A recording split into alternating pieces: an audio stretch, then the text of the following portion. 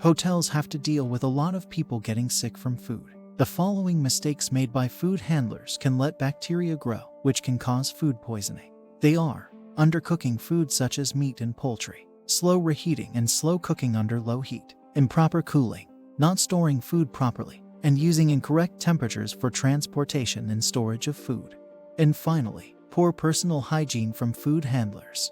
But if you follow this simple concept called danger zone, it's easy to get rid. Normally, bacteria that cause food poisoning grow best at temperatures between 5 degrees Celsius and 64 degrees Celsius. This is called the danger zone. In the hotel industry, food inspectors use different temperature ranges to mark dangerous zone. But in this video, it's thought of as 5 to 64 degrees Celsius. Don't worry, that temperature range is changing countries, but it's better to practice validating the right temperature range. At every step of complex food processing, temperature needs to be taken into account.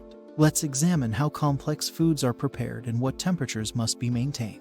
Temperatures must be checked when raw material are received, and make sure they meet the following temperature parameters. Chilled product less than 4 degrees Celsius, frozen products colder than -18 degrees Celsius, and cooked food above 64 degrees Celsius. Then, how can you make sure that the cold chain was maintained in the transport vehicle while it was being moved? Don't worry. You can use data loggers to check and make sure that your supplier kept the food at a certain cold temperature while transporting. To avoid food poisoning, it is important for the food industry to keep the cold chain without breaking. All potentially hazardous foods are stored at a temperature of 4 degrees Celsius or less. Generally, refrigerated ready-to-eat potentially hazardous foods such as meat, egg, milk, cooked rice, pasta are thrown away if they aren't eaten within 3 days of the date they were made. Temperatures should be checked and written down at least twice a day at regular interval.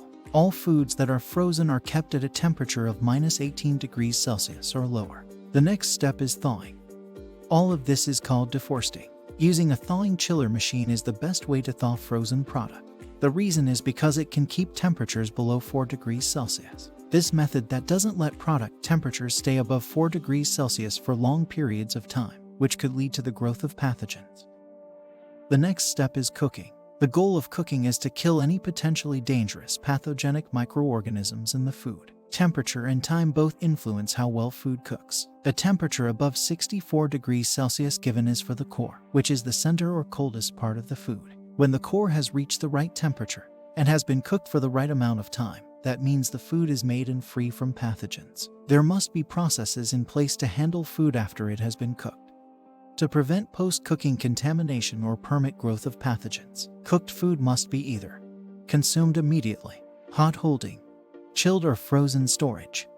The purpose of controlled cooling of food is to minimize the time the food spends in the danger zone.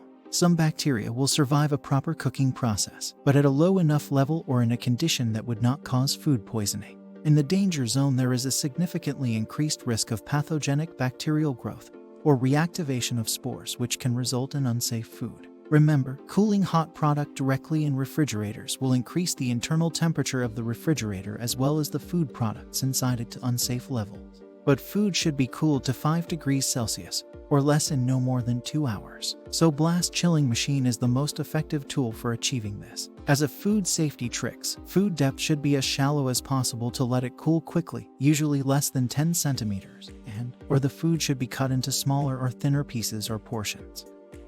Reheating. To reduce the chance of microbiological growth, the reheating procedure must raise the temperature through the danger zone as rapidly as feasible. Reheating must be done using appropriate equipment that is made to heat food quickly, like a microwave, stove, oven, boiler, steamer, or anything similar. Do not forget, reheating cannot be done using appliances like hot display cabinets, bain-maries, hot lamps, soup kettles, etc. The reason for this is that the equipment is only meant to keep the product at a high temperature. Inappropriate reheating equipment may cause products to take too long to warm or result in partial reheating, which can lead to pathogen growth. To overcome this, reheating the core of the food shall be heated to a minimum of 75 degrees Celsius as needed. Temperatures mentioned are the core temperature of food, center or coldest spot in food. The coldest spot will be in the center of the thickest or biggest piece of food. By ensuring the core has reached the required temperature to achieve a full reheat, all parts of the food have been fully reheated. Hot holding or cold holding is a final step. When considering chilled displays, this includes counter refrigerators, chilled buffet, salad bars, and ice bed displays. To prevent unacceptable bacterial growth, the temperature of the foods in these displays must be kept below 4 degrees Celsius. When thinking about hot hold displays, this consists of hot cabinets and bain-maries. To prevent unacceptable bacterial growth, the temperature of the foods in these displays must be maintained at greater than 64 degrees Celsius. Now you know how important it is to understand the danger zone concept in order to control food poisoning. So, if you have a question or a suggestion, please post it in the comment box. And don't forget to answer this question also. How many times does food pass through the danger zone throughout the complex food processing? The answer will appear in the first comment.